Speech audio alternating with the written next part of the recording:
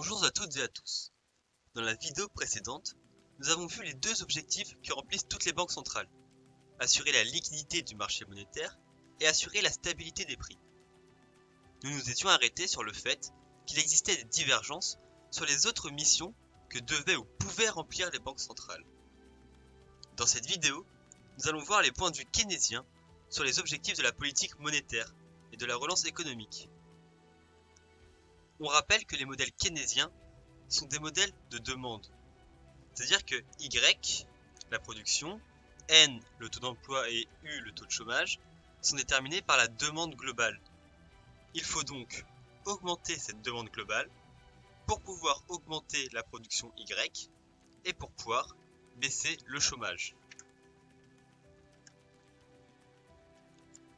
Le principal mécanisme de la politique monétaire que l'on retrouvera, c'est d'entraîner une baisse du taux d'intérêt afin d'entraîner une augmentation de l'investissement qui va entraîner lui-même une augmentation de Y, donc une baisse de U. On reviendra dessus plus en détail, mais c'est le mécanisme principal que l'on reverra tout au long de cette vidéo.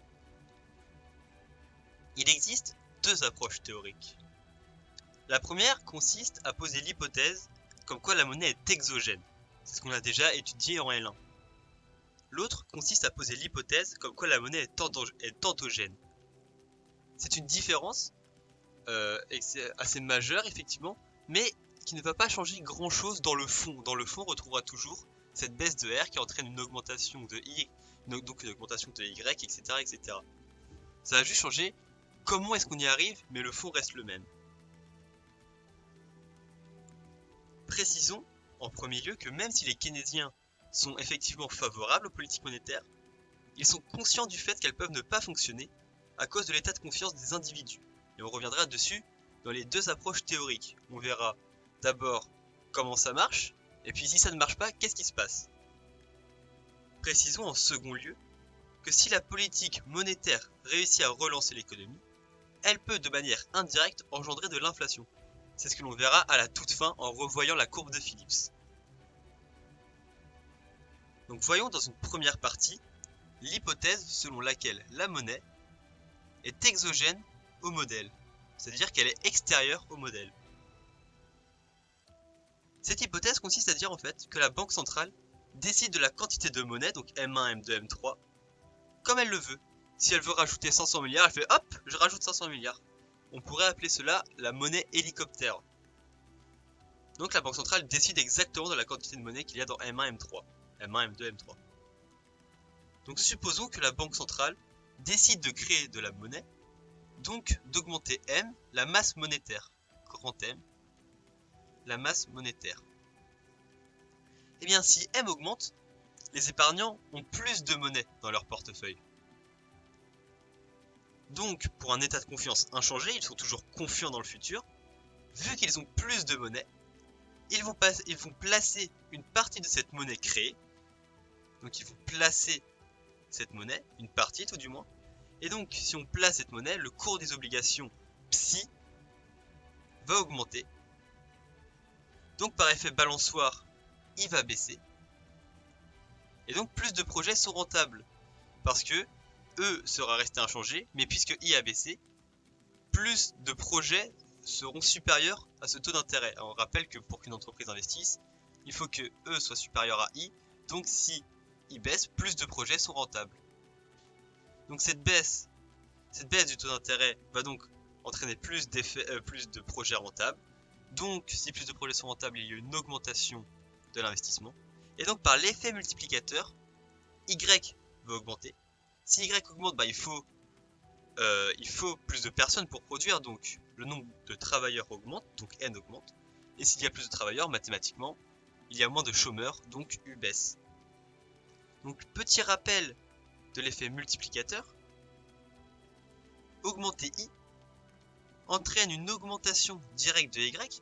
Si je décide d'investir 100, eh bien ma production va augmenter de 100. Voilà, je vais donner 100 € à une entreprise pour qu'elle me fasse une machine par exemple.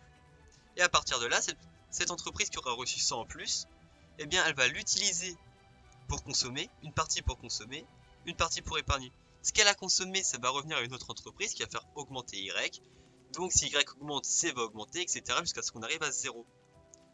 Pour plus d'explications, je vous renvoie aux précédentes vidéos où on avait plus longuement abordé ce multiplicateur d'investissement.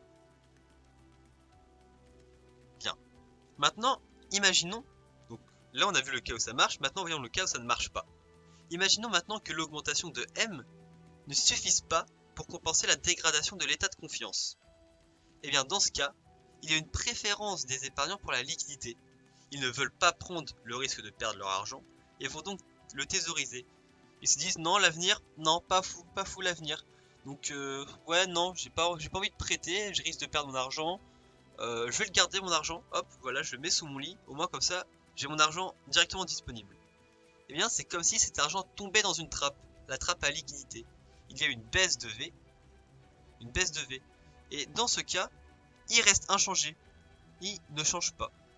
Il n'y a donc pas d'effet multiplicateur, et donc Y, N et U restent aussi inchangés, ils ne changent pas, ils ne bougent pas, ils ne baissent pas, mais ils n'augmentent pas non plus, puisque il ne s'est rien passé en fait, il y a juste une baisse de la vitesse de la monnaie.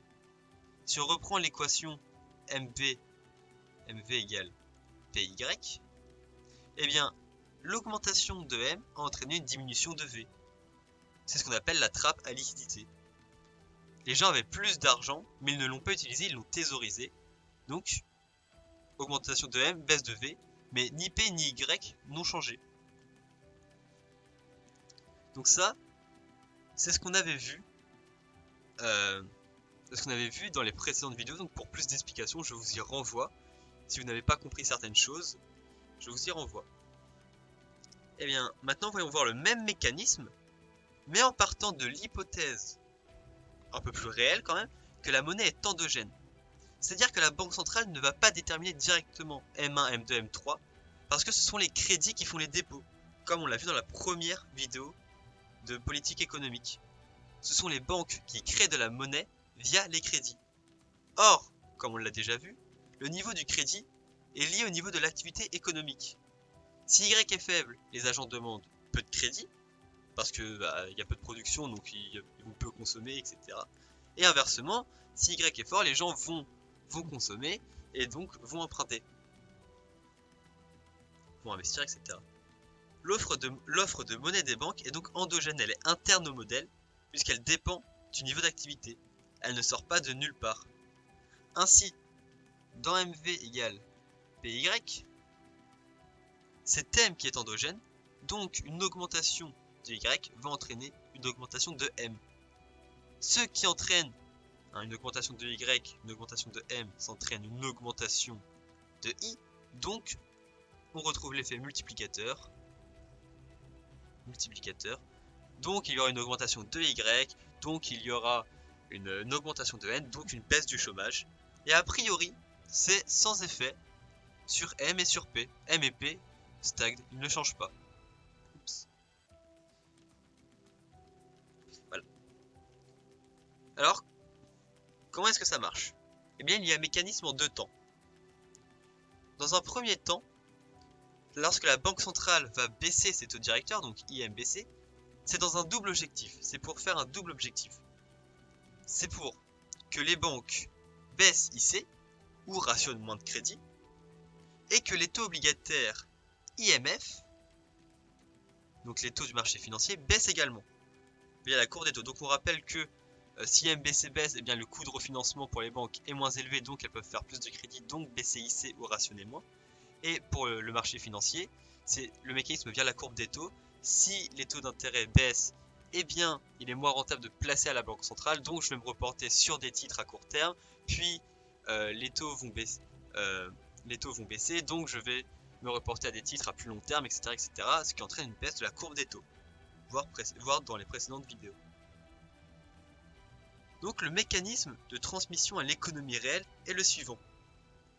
Une baisse de IC et de IMF entraîne une augmentation des projets plus rentables, E supérieur à I, on rappelle, donc il y aura une augmentation de ce nombre de projets rentables, puisque le coût I aura baissé. Et donc, s'il y a plus de projets rentables, qu'est-ce qui se passe?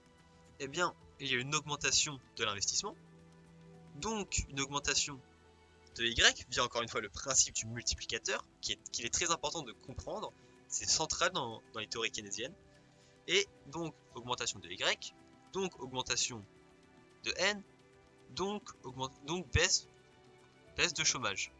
Hop, voilà, on a relancé l'activité économique. Ou tout du moins, on l'a accéléré. Et donc accessoirement, donc ça c'était le mécanisme principal, et accessoirement, une baisse de IC, ça permet aux ménages d'emprunter plus, donc de consommer plus. S'ils consomment plus, augmentation de Y. Si Y augmente, augmentation de N, baisse de U. On retombe sur nos pattes. Et donc cependant, ça c'est le scénario, encore une fois, quand tout se passe bien. Mais, que se passe-t-il quand l'état de confiance n'est pas au rendez-vous, quand les gens n'ont pas confiance dans l'avenir? Qu'est-ce qui se passe? Eh ben, premièrement, il va y avoir une trappe à liquidité sur les prêts bancaires. Il y a une dégradation de l'état de confiance des banques pour le futur. Dégradation d'ailleurs qui peut même être renforcée par la baisse de UMBC. Les banques en fait peuvent se dire que si UMBC baisse, c'est qu'il y a quelque chose qui cloche derrière. Donc il va y avoir une perte de l'état de confiance. Les banques vont être là, ouais, je suis pas trop sûr pour l'avenir. Et là, elles voient une baisse des taux directeurs, elles se disent, non, là il y a un truc qui cloche. C'est trop bizarre que la banque centrale baisse ses taux directeurs. Elle le ferait pas s'il se passait rien. Donc, moi, ma confiance pour l'avenir, niet.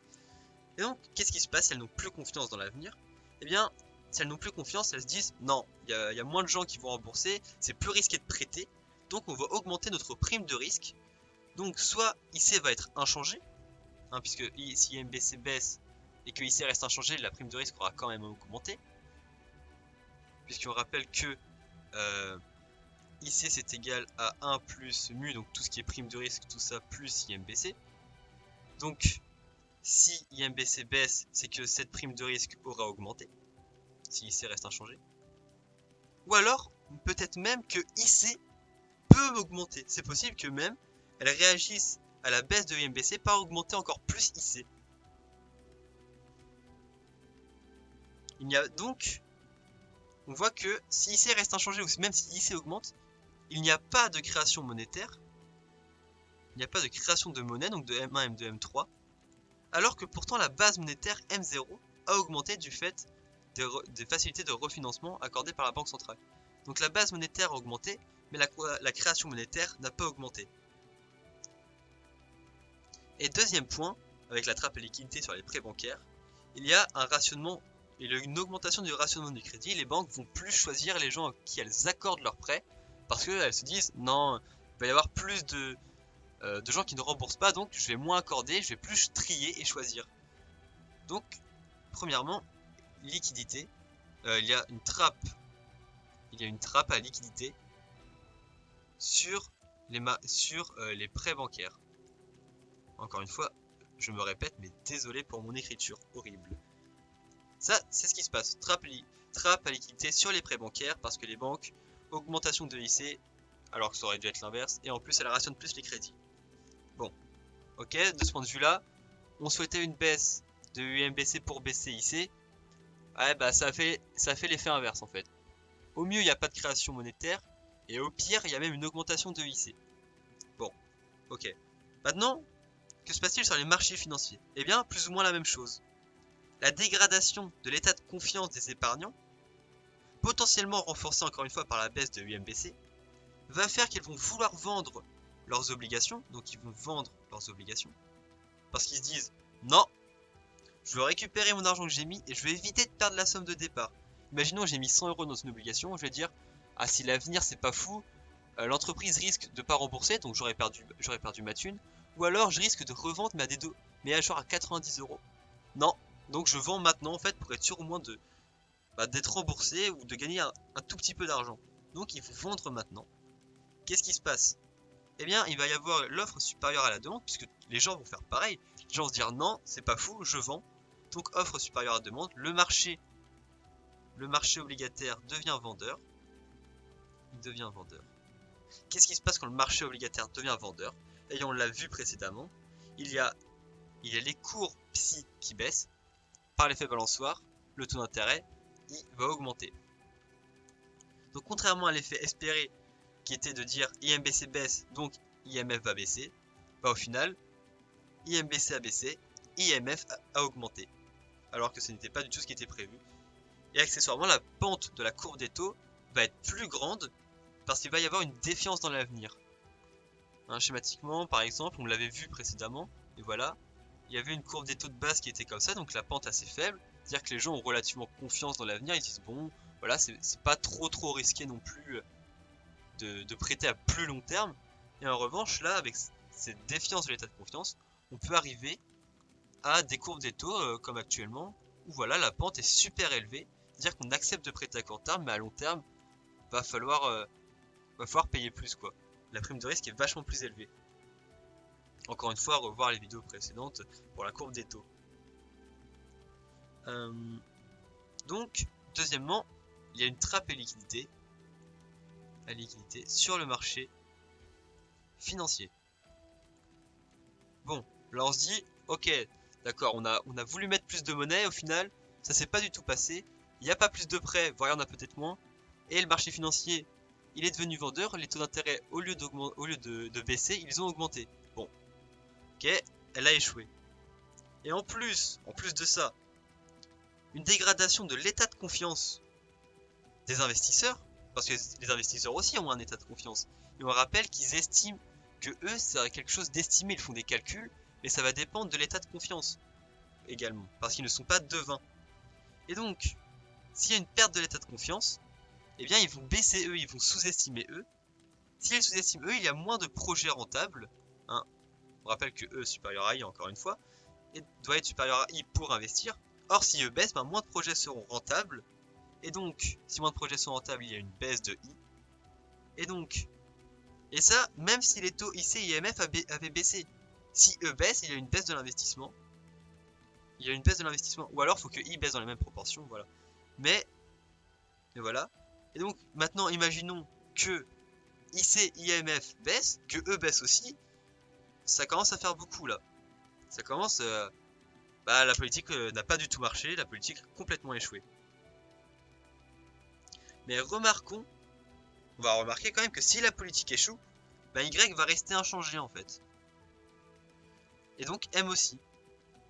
Voilà, on a mis plus de monnaie, mais il s'est rien passé de dramatique au final, hein, juste il s'est rien passé du tout. Voilà, les banques, elles ont pas prêté plus comme on s'y attendait.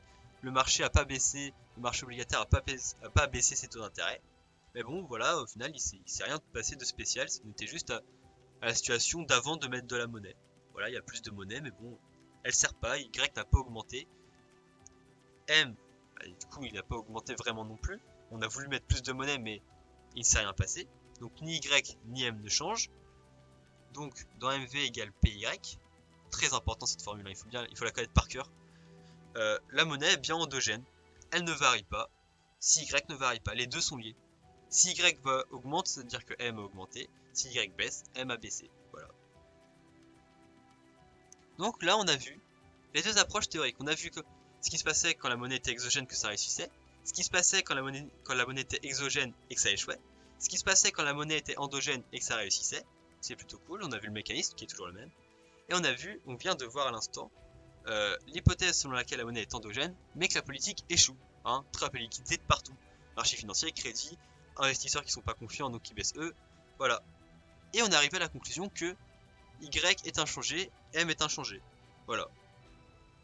Et dans cette dernière partie, nous allons voir les effets indirects de la politique monétaire sur l'inflation. Et donc il s'agit simplement d'un rappel sur l'explication de l'inflation par la courbe de Phillips. Je crois même qu'il y a une vidéo entière dédiée dessus, en macro L1. Bon, l'inflation ne s'explique pas par la création monétaire, mais par le conflit de répartition du revenu entre travailleurs et capitalistes, qui va dépendre du pouvoir de négociation des syndicats et donc de U. Donc là c'est un peu mystique comme phrase, mais ça va bien se passer. Alors, qu'est-ce qui se passe? Imaginons U, le chômage est élevé. Ok? Eh bien, il va y avoir un faible pouvoir de négociation des syndicats. Les syndicats, pourquoi? Eh bien, si le chômage est élevé, imaginons, il y a Jean-Pierre qui va voir son patron et qui dit moi j'en ai marre, je veux plus travailler pour 1000 euros par mois, je veux travailler pour 1500 euros par mois, tu vas m'augmenter. Ok, le patron il va lui dire non mais tu sais que là, il y a Jean-Michel dehors, et Jean-Michel lui il accepte de travailler pour 1000 euros. Donc si tu veux une augmentation, tu vas voir ailleurs, et moi je prends Jean-Michel. Donc là, L'Empire, il va se dire, non, mais finalement, on est bien quand même à 1000 € par mois. Voilà, si le chômage est élevé, il n'y a pas de pouvoir de négociation parce qu'il y a du monde dehors qui vont accepter de travailler pour ce salaire. Et donc, il y a une faible augmentation de W, faible augmentation des salaires. Et donc, si les salaires augmentent peu, le coût lié au salaire augmente peu. Et si le coût salaire lié au salaire augmente peu, il y a une faible augmentation des prix, donc il y a une faible inflation. Ok. Imaginons maintenant que U est faible, que le taux de chômage est faible. Eh bien c'est le raisonnement inverse. Les syndicats ont beaucoup de pouvoir de négociation. Parce que justement les entreprises sont un peu en galère pour trouver des personnes. Et donc les salariés ils ont un gros pouvoir de négociation, ils ont une grosse force parce qu'ils vont dire à l'entreprise, ok, ah tu refuses de m'augmenter? Ben moi je vais aller en face ils acceptent de m'embaucher pour 500 € de plus.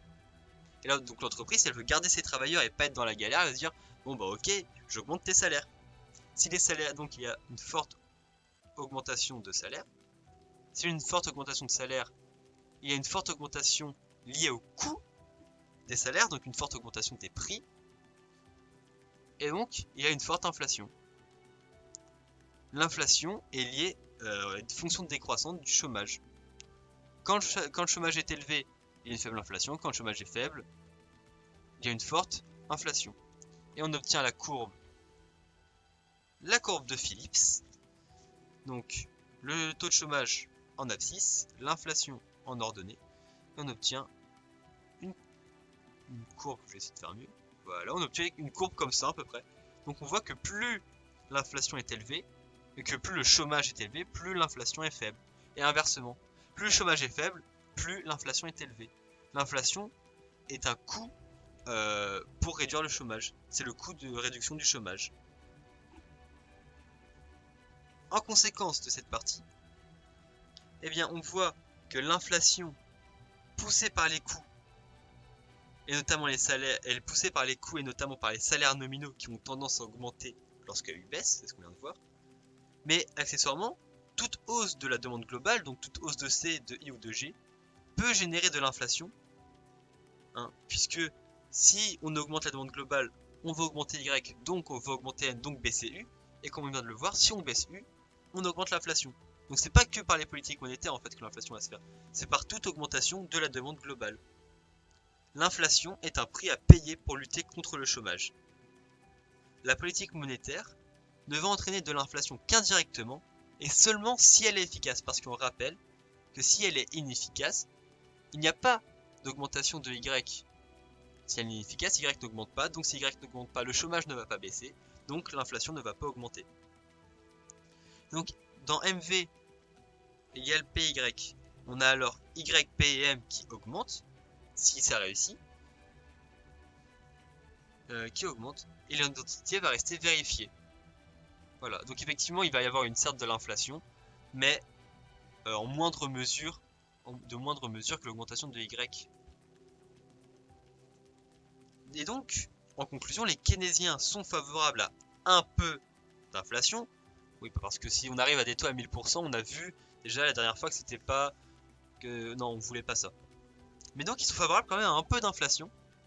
Et bien parce que les agents qui empruntent, les entreprises, les États, certains ménages, vont tirer la demande globale vers le haut, donc augmenter Y, donc augmenter N, donc baisser U.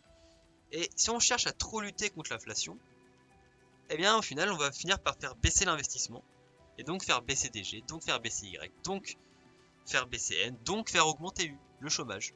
Voilà, c'est si on baisse l'inflation, on augmente le chômage. Si on baisse le chômage, on augmente l'inflation. Ça varie en sens contraire.